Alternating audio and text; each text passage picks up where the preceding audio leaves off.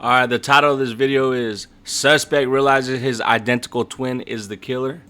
Let's see what it's about. Because that's interesting. Because my DNA couldn't have been in that car because I've never been in that car. You're saying that's not you? That is definitely not me.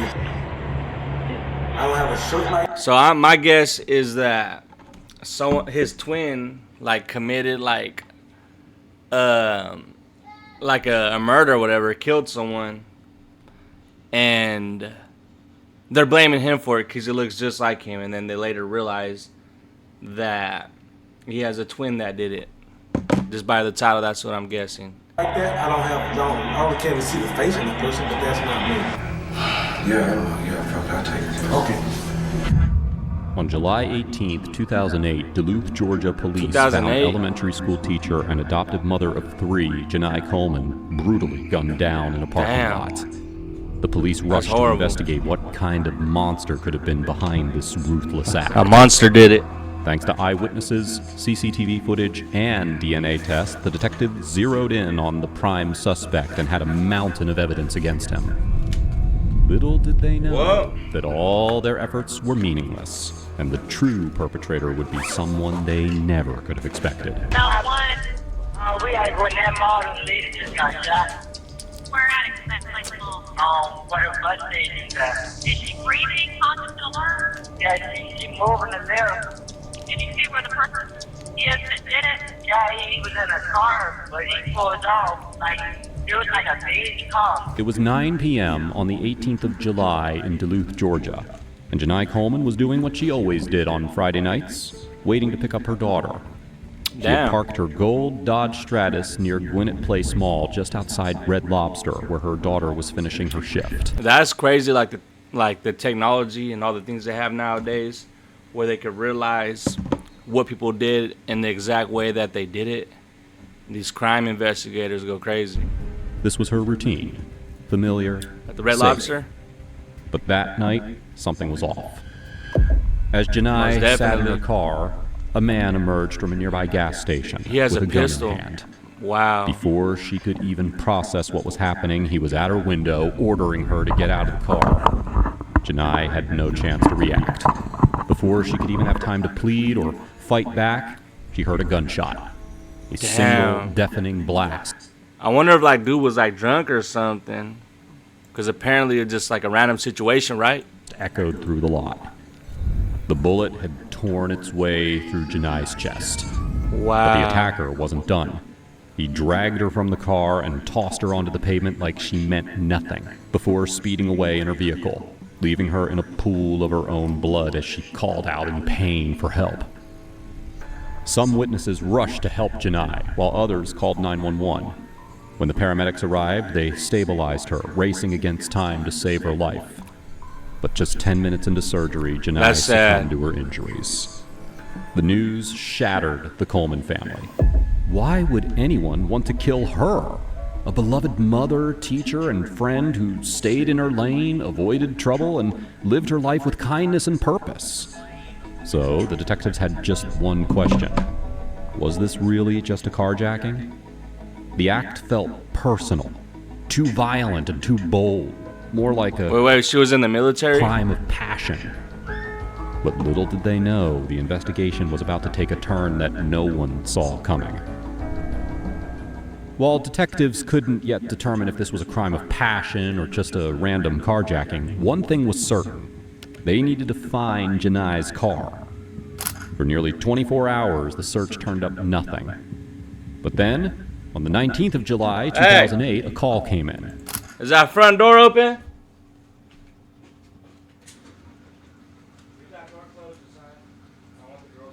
The air's on. You're gonna let the cold air out. Janai's gold Dodge Stratus had been found abandoned, sitting 30 miles away from the crime scene in Forest Park, Clayton County. The car was immediately towed to the crime lab, where forensic analysts began their meticulous examination. The inside of the vehicle looked untouched, nothing out of place, except for one thing. A cigarette butt was wedged under the driver's seat. Now that Damn. seemed insignificant at first, but once the detectives knew that Janai didn't smoke, they realized that the cigarette could potentially belong to her killer. If they Damn, he could messed extract up. DNA, they could find exactly who took Janai's life. But the detectives had no idea just how complicated this was about to get. So while forensic teams worked on extracting DNA from the cigarette, detectives turned their attention to the gas station across from the crime scene, hoping CCTV footage had captured the attack. But luck wasn't on their side, as the camera didn't cover the angle that Janai was murdered. So with no usable footage, the detectives turned to witnesses.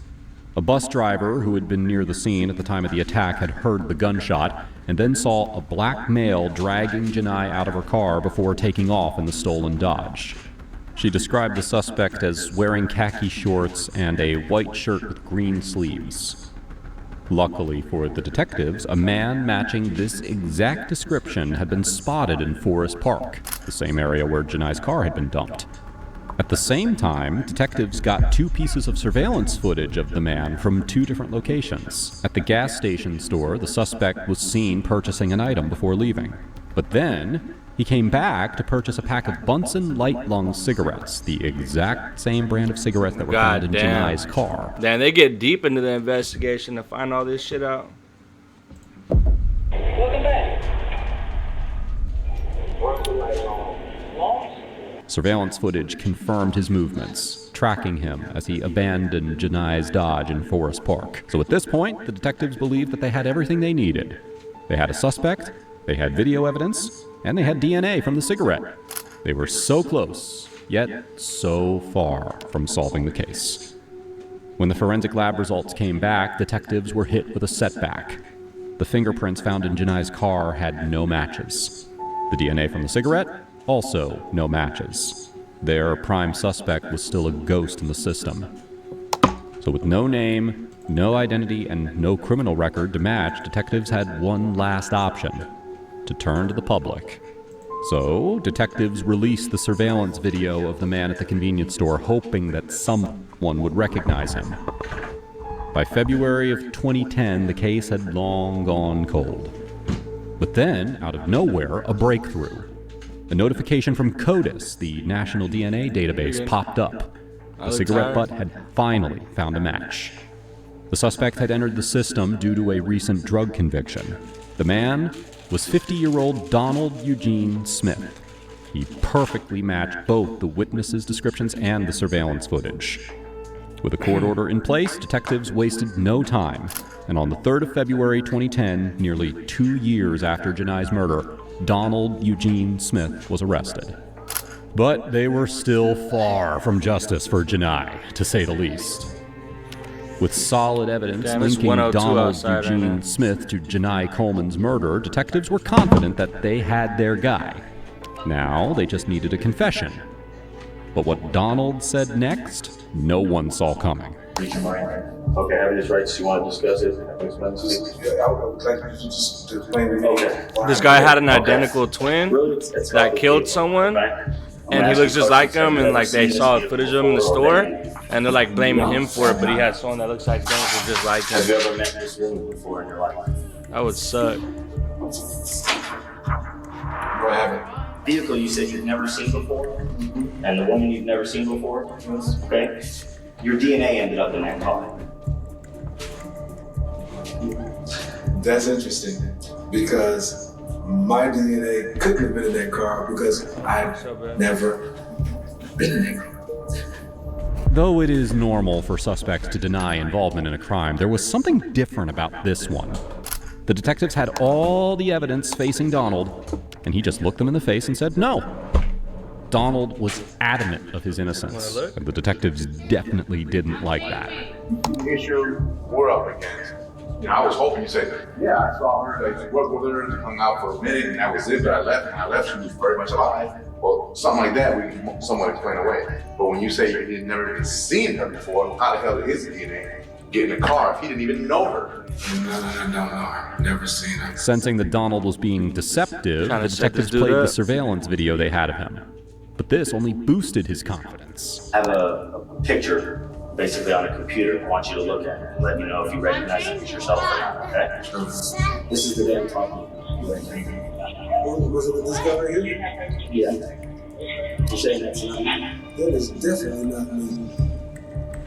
I don't have a shirt like that. I don't can't see the face of the person, but that's not me. Yet again, Donald stood his ground. So the detectives brought out their next card. And this time, Donald's response threw the case onto a twisted journey that no one expected. Your cell phone number at the time was 404.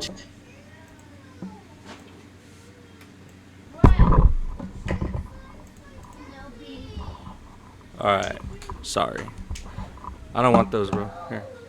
Thank you, though. I appreciate it. 200. Correct? No, that was not mine. That was my brother's phone number. Okay, does he live in Gwinnett County? Yes, he does. What's your brother's name, sir? Ronald. Donald and Ronald. What the Is he hell? older, younger? McDonald, Ronald, that. Who would name their kids Donald and Ronald? Does he live at the same address as your parents? He's my twin. Twin? Yeah. Like born at the same time or identified? Like born at the same time, like identical twins. Yeah. Detectives were convinced that Donald was just playing games, but if this was a game, it was a very expensive one. DNA is split between two twins. Essentially, they share DNA, identical twins.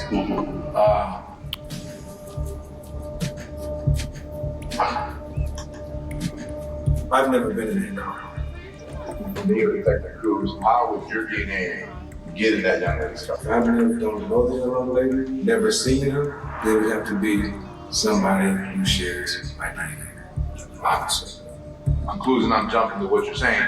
If it's somebody shared DNA, it don't have to be either you or your brother. Obviously.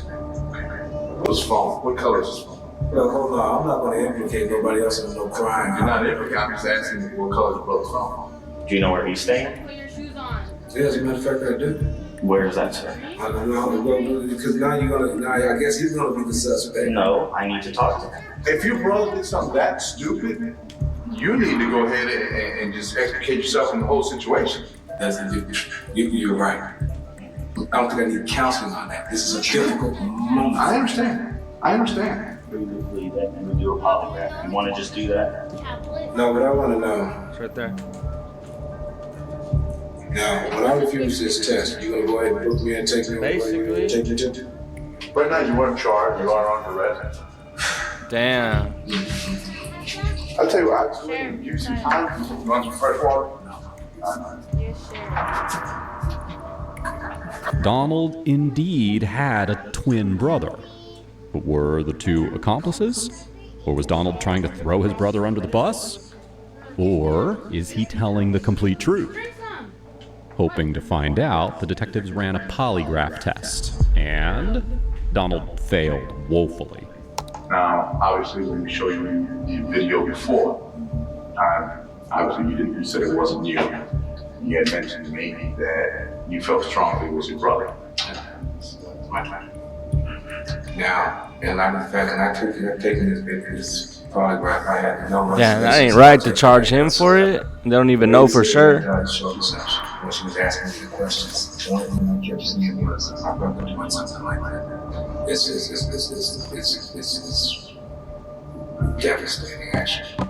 As if anyone that we know, mother and father, was to see that same video, anybody would know that it's him. And not only by demeanor, but certainly by dress. The detectives played the CCTV footage for Donald's sister, mom, and dad, asking them to identify which of the twins was in the footage. And they said it was indeed Ronald in the footage.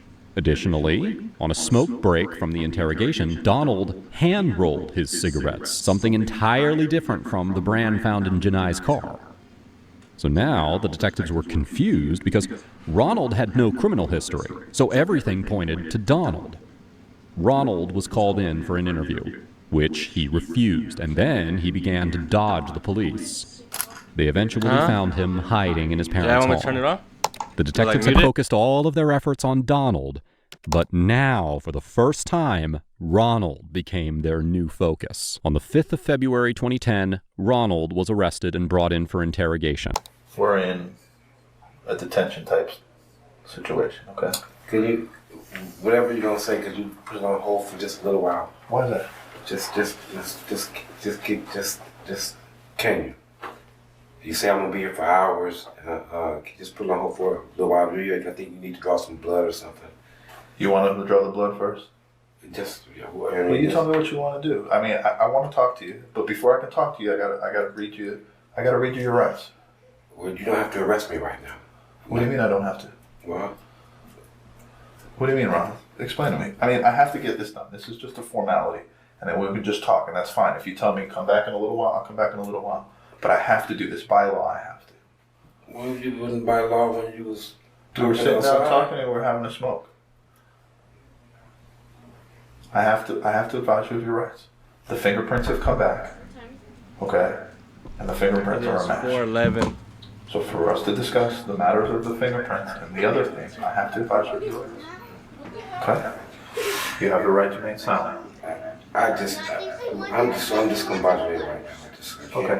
All right. I'll leave you with your thoughts, and then I'll come back and you let me know. But you do understand what I've just read to you, right? I understand. Okay, perfect. Okay, one other thing. So then my brother can be released? The truth, though, was that the detectives couldn't release Donald until they were absolutely certain that neither of the brothers was playing games. Okay. I'll get a different phone for you to use. Unless you want to use yours.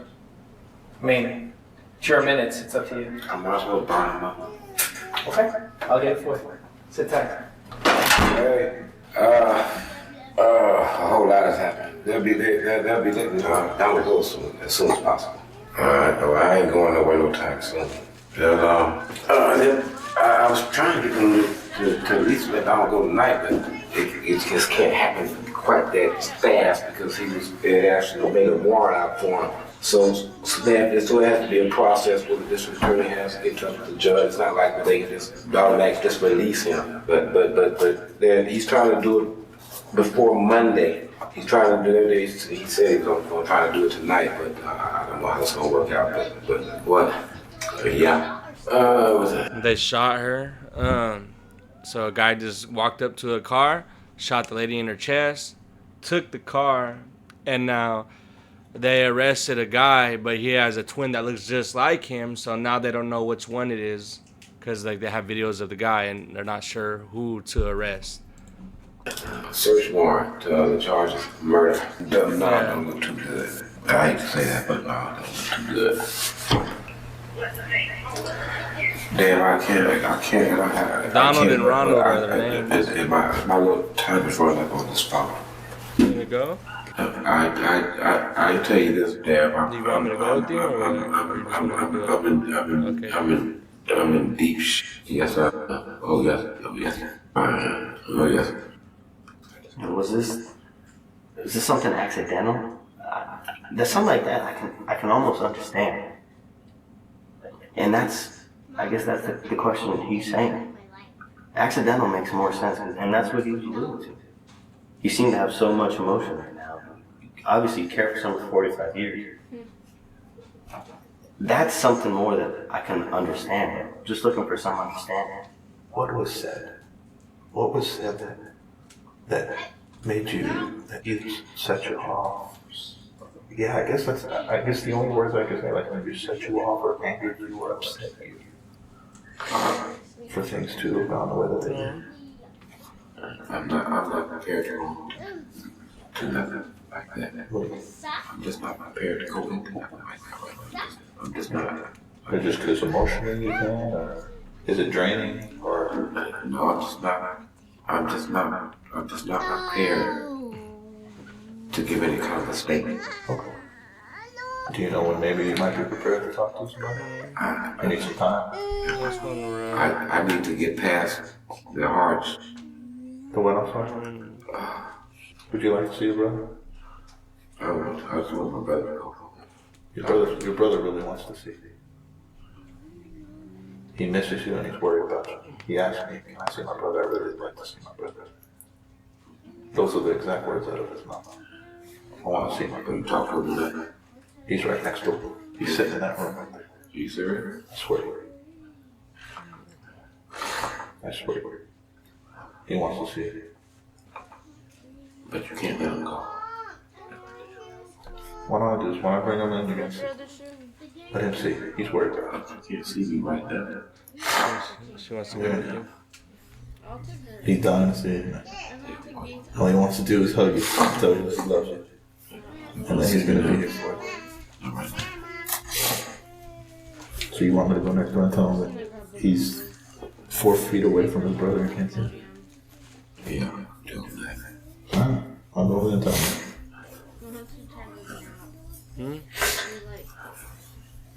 No, you made me tired, that's why. Rub me. Why don't you get some water, gather yourself together, and see your brother. From the moment that Ronald stepped into the police station, it was obvious that something was off. He was visibly restless, and that phone call that he made to his loved ones did not seem to make things better. Detectives saw an opportunity, and they thought that the best way to break Ronald down was to put him face to face with Donald. But before bringing him in, they did this. I want to do, I don't know if you knew this one, but this is the woman, okay? And her name was Janai, okay? She had 3 adopted children, all right? She was a school teacher. Her family begged me just to find out what happened. They begged me. And they're very religious people. And they were more just wanted to know why than anger. And they stressed that to me. Okay? Her cousin's a deacon. Now they're from another state. She had 3 little adopted children, okay? They just wanted to know why. And I promised them I would at least ask the why. And I perceived it to be accidental, okay? But I don't know. And I promised them I would ask why.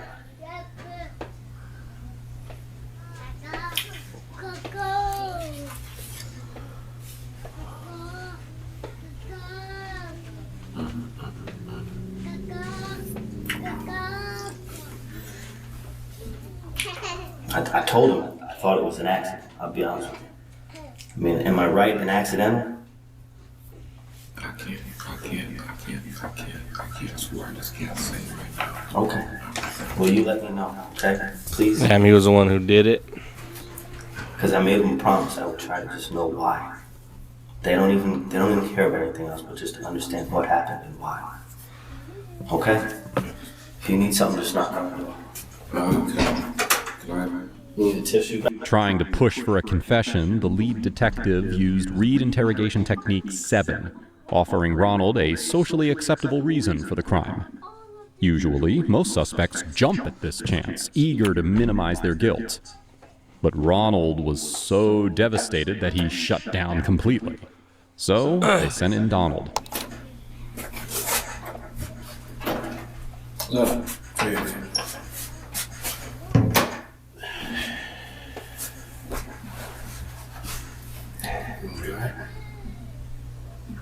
It's gonna happen. I'll tell you what's gonna happen, though. Man, this is emotional. You're gonna see the judge tonight. But what time it is? They're gonna take you from one. There's a place over there.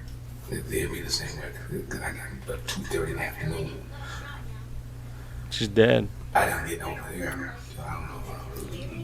One. Yeah, she's probably in a cemetery now.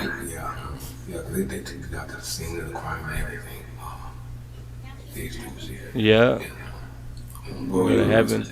Downtown, right? Around the corner with the, that's how they do it. Because that's not how life works. Whenever we pass away, we go to heaven with God, and we're yeah, you're at peace when you go to heaven.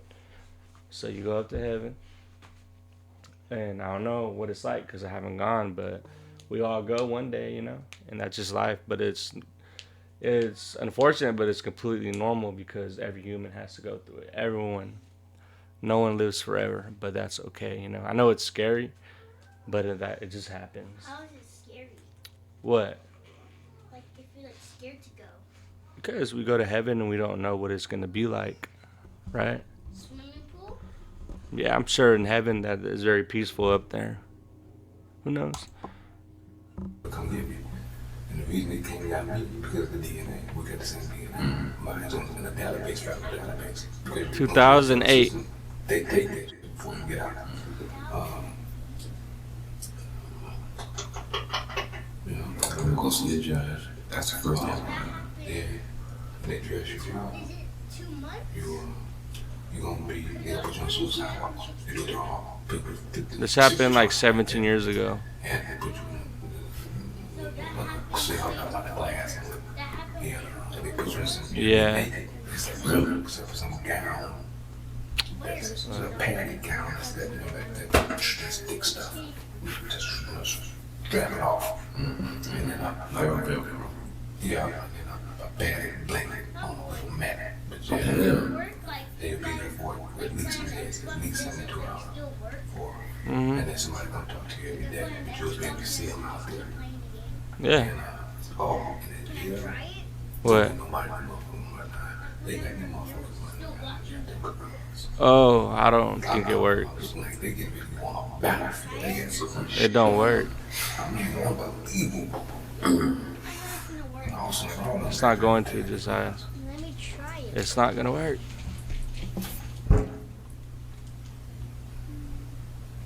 I would demand that you go. Pretty much. I would Go play it in your room. Go connect everything back and play. to be go through or something, but Can I take the headset? Yeah. I mean, because they're gonna let you go. But I was trying to get you to do it. Like now. Do I have to learn? Yeah, bro. You took it apart. Look, put it back how you put it. Took it apart. Warren was sworn out. You know, they go through do the computer district or something. I said, well, so does that mean till Monday? I don't know. And he said, wait, I said, it could happen tomorrow. He says it's a process. It depends on the people. But their plan didn't work. The twins refused to talk about important details. And when it became clear that they weren't getting anywhere, the detectives separated them again. Difficult for you. I know there's a lot of things that are going through your mind and things that are processing. They thought they were gonna start talking about what happened. Like if they don't know there's a camera in there, you know? Like if they're gonna incriminate themselves, right? I don't know. However, this is our only opportunity to get what happened out there out and in a way that people could understand. This is it. After we conclude here in the next few minutes, you'll be taken over to the county jail. And the next time that you see Detective Cruz will be in the preliminary hearing. And it'll be a different setting. He will present everything that he has on the case, which is overwhelming. When I mean video, the DNA, More video. the prints, the phone records, the video on the other end where you're seen getting out of the car, wearing the same exact clothing you were at the Quick Trip, the same clothing that the witnesses saw you at the bus stop. I mean, it's overwhelming. I mean, I can't put it any other way. That's why I stress to you the importance of why. People are going to ask. 12 jurors are going to say, okay, wait a second. Why did this happen? Yeah. And they're going to look at us and we're going to explain. We sat with them. We gave them the opportunity. This is what happened. Some things went wrong. I don't know if some insults were thrown out there. I don't know. You haven't been, the interaction I have with you, what happened out there just doesn't match up to you. But obviously something went wrong. Something went wrong. I'd like to know. Detective Cruz would know. I don't know the family would do. The family's not even mad at you. Do you know that? The family? The only thing that family look at stuff like this is closure. I feel like the cops just say anything just like to get into your head. You know the family's mad. For sure they're mad. You know, this whole time they're in this realm of why did things happen? Why is this going on? They're not mad at you. They just want to know why she had to go away. That's simply put, why they want to know. And I can't begin. I don't know. I wasn't there. I have no idea what things set you off that day that ended up with you in Forest Park, her here, and her not with her family anymore. Though that's what we're looking at when this is all said and done. She's not here. She had a bunch of children. She had 3 adopted children that she had. She was a church-going lady. She was sitting there waiting on her, I believe her daughter that worked at Longhorns, I believe. Red Lobster. I'm sorry, Red Lobster. That's all she was doing, just waiting, minding her own business. And for some reason, her world and your world connected. The reasons why, I don't know. Do I want to know? I think everybody would like to know. It's important. I don't think you're a cold, calculated murderer. I don't believe that. But something, either she said you guys had a disagreement, something went wrong at that car, and she's no longer here anymore. And all we're looking to do is essentially find out why. That's it. When it all boils down to it, that's all we want to know. And I want to say something. I want to say something.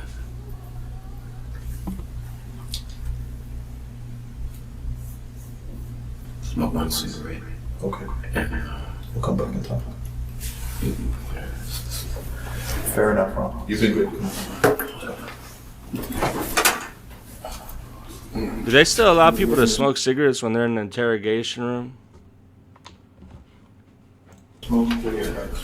Ronald had gone to the bathroom to smoke a cigarette, but the detective who followed him could not believe his eyes.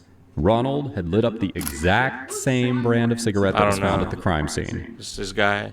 So back in the interrogation room, the detectives changed tactics, and they shifted their seating, sitting in front of the camera rather than having Ronald stay there, assuming that if he didn't feel that the camera was on his face, he might let something slip. And they were right. And why? It was an accident. A straight accident.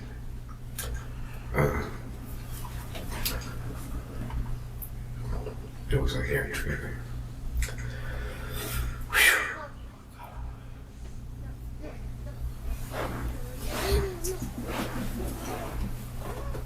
It was a hair trigger. And it was an accident. Okay.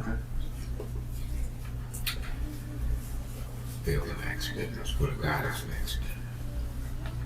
And I should have known it was a hair trigger because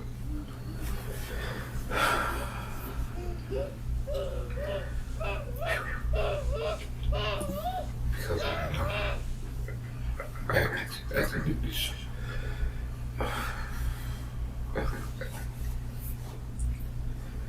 I accidentally shot that morning on accident. And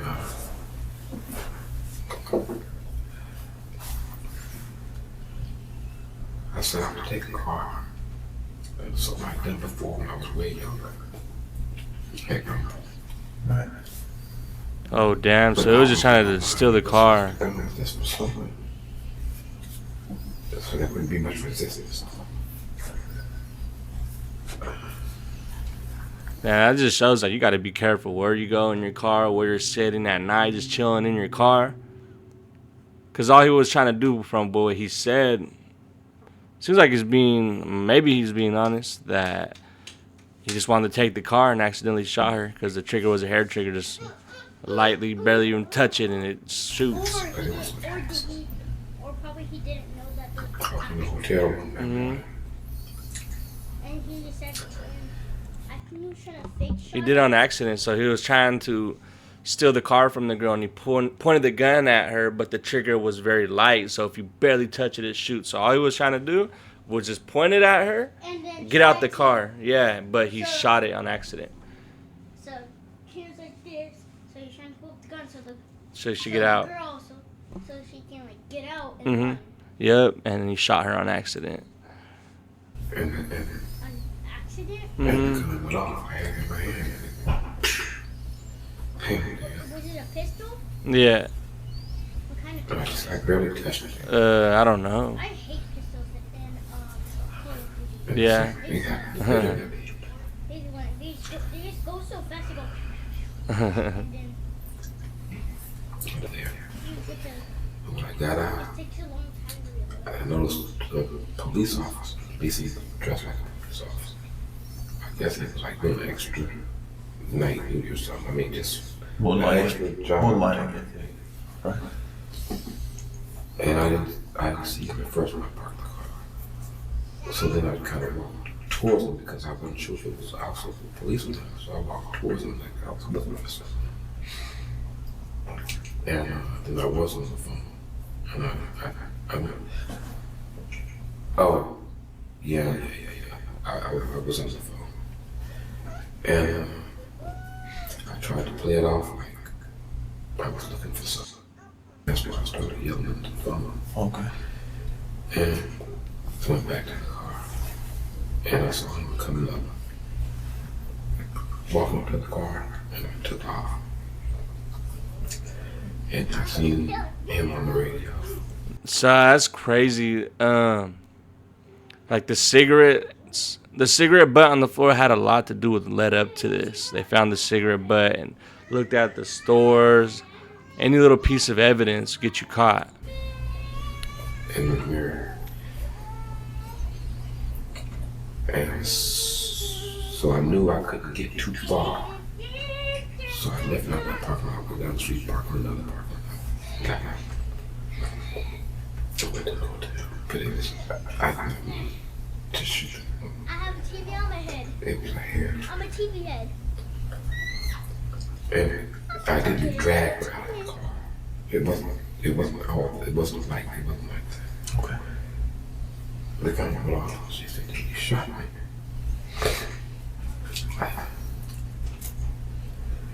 So how she could take her with you, something? No, she got out of the car. Oh, okay. I didn't drag her out of the car. Okay. All right. It wasn't, Different witnesses see things differently or something. I did not drag that woman out of the car, period. I wouldn't care what anyone said. I did not do that. Right. I didn't mean for the gun to go off in the first place. You're just trying to get a car. She got out of the car. Damn. Just trying to steal a car, turning into a killing because it has a hair trigger. Be careful where you at in your cars, man. Could be somewhere at night, chilling, waiting for someone, and someone might just want to see your car and accidentally shoot you. It's scary. And she said, help. And I was getting in the car. And she said, help again. Only lighter this time. And I drove off. Panicked, right? I'm just trying to get out of there, I would imagine. I just wanted to get out of there. That's right. The woman didn't deserve this. I had no intention on doing that.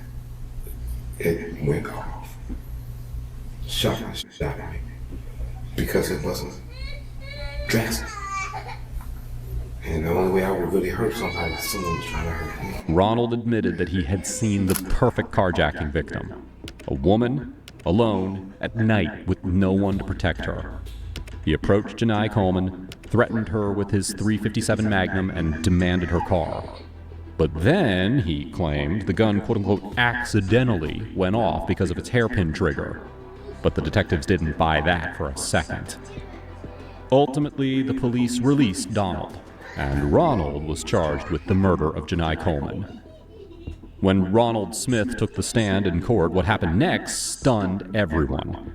His story did a 180, or hell, maybe even a complete 360 back to where we started. Ronald claimed that it wasn't him who murdered Janai Coleman, but rather his twin brother, Donald. What? According to Ronald, he had nothing to do with the crime. He was simply helping Donald clean up the mess after Donald murdered Janai and stole her car. Damn. But there was one major problem. He tried to frame his brother. Damn, that's crazy. Buying his crazy story. work. What happened? The evidence told After he like admitted to doing it all, he went to court and tried to say it wasn't him and that his brother did it.